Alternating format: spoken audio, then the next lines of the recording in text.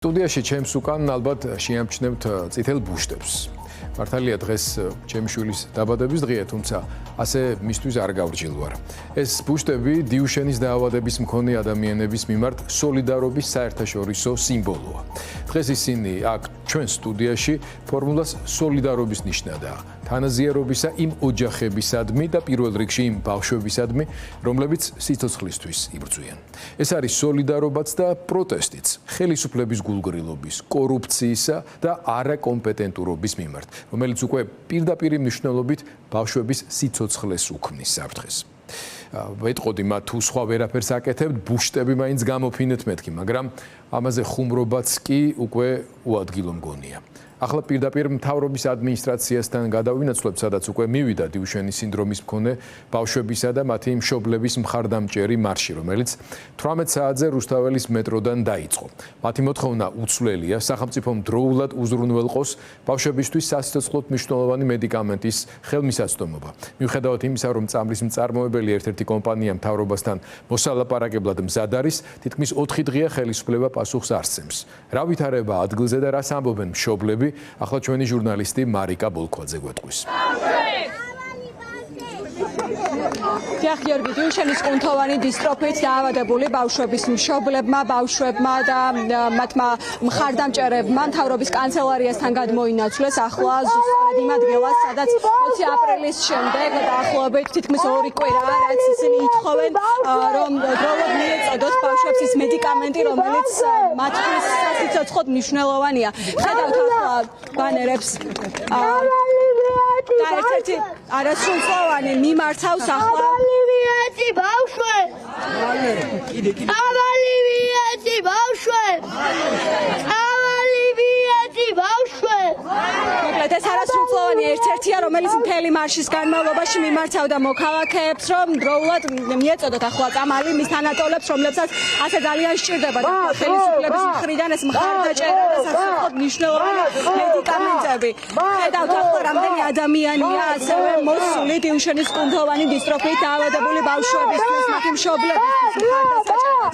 ზაქარია გვიშიანი ახლა ჩემთან ერთად დიუშენის კუნთოვანი დისტროფით დაავადებული ერთ-ერთი ბავშვის მშობელი. ზაქარია, მოგესალმებით.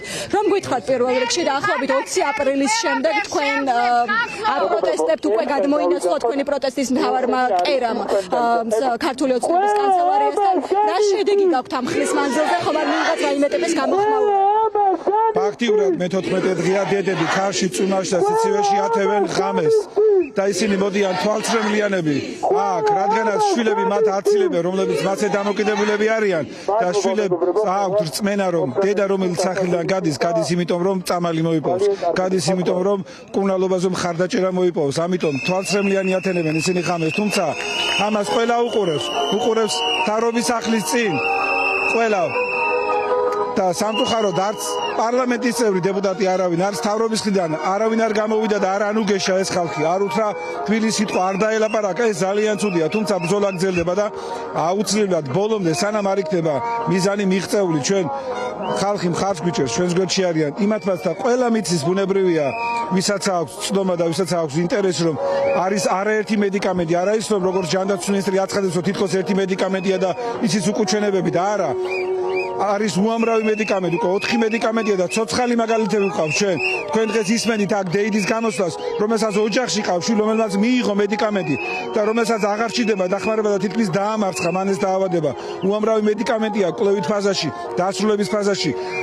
მხოლოდ ამიტომ უნდა კონდეს კომუნიკაცია პროვაიდერ კომპანიებთან, რაც არ აქვს ჯანდაცვის ეს არის. უნდა გკითხოთ აი ამ პროვაიდერ კომპანიებზე, რამდენიმე დღის წინ მზაობა გამოთქვა ერთ-ერთმა კომპანიამ მედიკამენტების მიწოდებასთან დაკავშირებით. რა სიახლეა ეს, რა ხდება ამ მიმართ? ნახეთ, თელმა მსოფლიომ გაიგო მგონი ჩვენი გამოსვლა. ვიტალ ფარმაკომ წარმოადგინა პოზიცია დააფიქსირა ჩვენი ხელისუფლების წინაშე, რომ ისინი მზად არიან მოლაპარაკებისთვის. რას ნიშნავს ეს? პირველ რიგში ნიშნავს იმას, რომ აქამდე მოლაპარაკება არ ქონდა ჯანდაცვის სამინისტროს.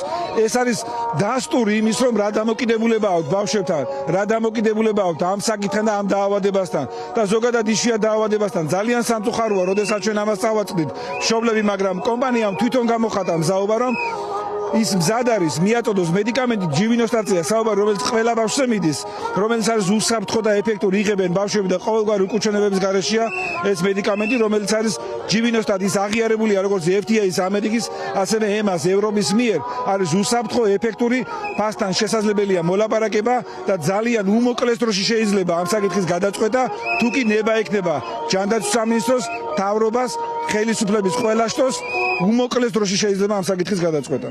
მადლობა ზაქარია გვიშიანს უსმენდით თქვენ დიუშენის კუნთოვანი დისტროფით დაავადებული ბავშვის ერთ-ერთ მშობელს. ახლა მინდა კადრში გიჩვენოთ აგრეთვე ამ აქციის და პროტესტის პარალელურად მობილიზებული შინაგან საქმეთა სამინისტროს წარმომადგენლები, რომლებიც მშობლებისგან იცავენ ქართული ოცნების კანცელარიას, მშობლებისგან, რომლებიც ითხოვენ საკუთარი შვილების სიცოცხლისთვის, მათი სიცოცხლის გასახანგრძლივებლად წამალს. მოგესალმებით. კითხავთ თქვენც ასევე, რა მნიშვნელობა აქვს ახლა იმ სოლიდარობას, რომელსაც ხედავთ მოქალაქეებს? გადამწყვეტი მნიშვნელობა აქვს ბავშვებისთვის, იმიტომ რომ სახელმწიფო როგორც ჩანს მარტივად წირავს ჩვენს შვილებს, ამიტომ უნდა გავერთიანდეთ იმისთვის, რომ გადავარჩინოთ ჩვენი ბავშვები. მადლობა. ერთ-ერთ მშობელს უსმენდით თქვენ, მოკლედ ასეთი ახლა ვითარება კანცელარიასთან მოქალაქეები კიდევ დარჩებიან, ღამეს გაათევენ დიუშენის კუნთოვანი დისტროფით დაავადებული ბავშვების მშობლები კვლავ კანცელარიასთან, შემდგომში აორგანიზებენ აგრეთვე სხვა მოქმედებებსაც, მაგალითად ყოველკვირა დღეს 6 საათზე გაიმართება ტრადიციული მარში რუსთაველიდან კანცელარიამდე. ამასთან ერთად აანონსებენ მშობლები იმასაც, რომ ბიძინა ივანიშვილის რეზიდენციასთან აპირებენ ახლა აქციის გამართვას. საუბარი არის ალბათ დღეს ამ აქციის გადანაცვლებაზე, არამედ მათ გეგმებზე თუ სწორად გავიგეთ, მარიკა. ეს არის გეგმა, რომელიც ჯერჯერობით უცნობია ეს გეგმა შესრულდება დღეს თუ სხვა დღეებში, თუმცა რამდენადაც გვაქვს ინფორმაცია, აპირებენ რომ პერმანენტული აქციების სერია წამოიწყონ, ასევე ბიძინა ივანიშვილის რეზიდენციასთანაც თუ რამე შეიცვლება, აქ ცხადია დროულად გეტყვით ყველა ინფორმაციას.